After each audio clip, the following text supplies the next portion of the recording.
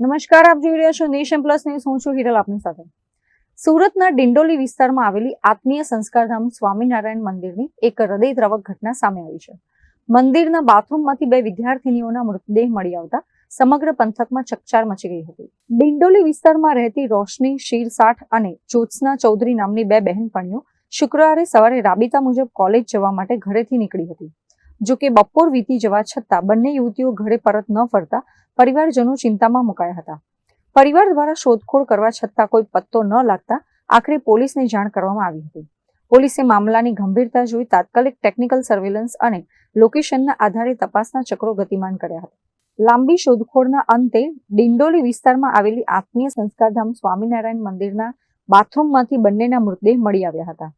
ઘટનાની ગંભીરતા જોતા પોલીસ અને FSLની ટીમો ઘટના સ્થળે પહોંચી હતી. ઘટના સ્થળે પહોંચેલી પોલીસે સીસીટીવી ફૂટેજ ચકાસવાની અને મંદિરના કર્મચારીઓની પૂછપરછ કરવાની તજવીજ હાથ ધરી હતી. મંદિરના સીસીટીવી ફૂટેજમાં બંને બહેનપણીઓ બાથરૂમમાં જતી નજરે પડી હતી.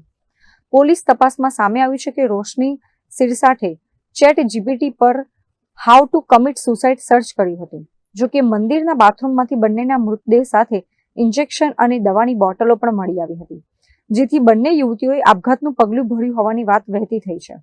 પરંતુ આ આત્મહત્યા છે કે કોઈ કાવતરું, તે તો પોસ્ટમોર્ટમ અને FSL રિપોર્ટ બાદ જ સ્પષ્ટ થશે. Bureau report, nation plus news, Surat. સમાચારોનો સતત અપડેટ મેળવવા માટે અમારી નેશન પ્લસ ન્યૂઝની YouTube ચેનલને સબસ્ક્રાઇબ કરો, બેલ આઇકન દબાવો અને જોડાયેલા રહો Facebook, Instagram અને Twitter પર.